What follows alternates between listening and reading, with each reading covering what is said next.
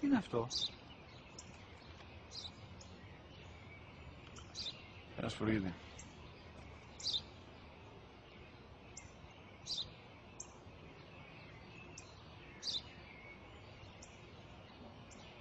Τι είναι αυτό? Μόλις τώρα στο πατέρα, σφουργίτη είναι.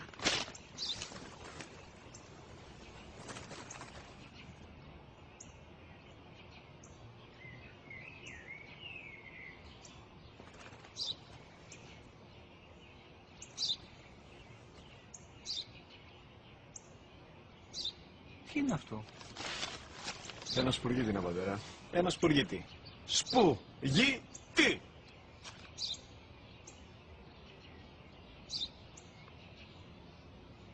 Τι είναι αυτό? Γιατί το κάνεις αυτό το πράγμα, μπορείς να μου πεις? Τόσες φορές σου είπα, είναι ένα σπουργίτη. Δεν το καταλαβαίνεις.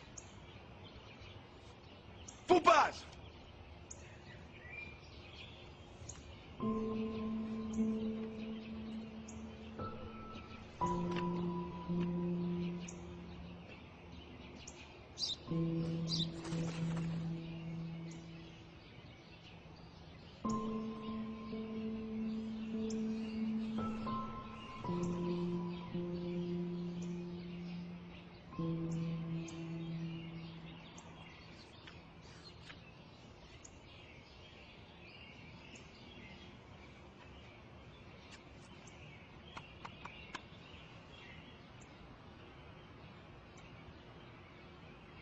Δυνατά.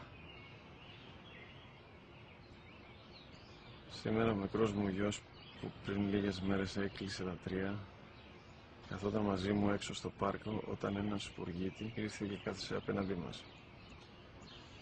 Ο γιος μου με ρώτησε 21 φορές τι ήταν αυτό και του απάντησα και τις 21 φορές ότι ήταν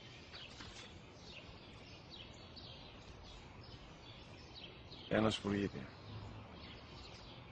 Τον αγκάλιασα τρυφερά και τις 21 φορές που μου έκανε την ίδια ερώτηση, ξανά και ξανά, χωρίς να εκνευριστώ, νιώθοντας στοργή για το αθώο μου αγοράκι.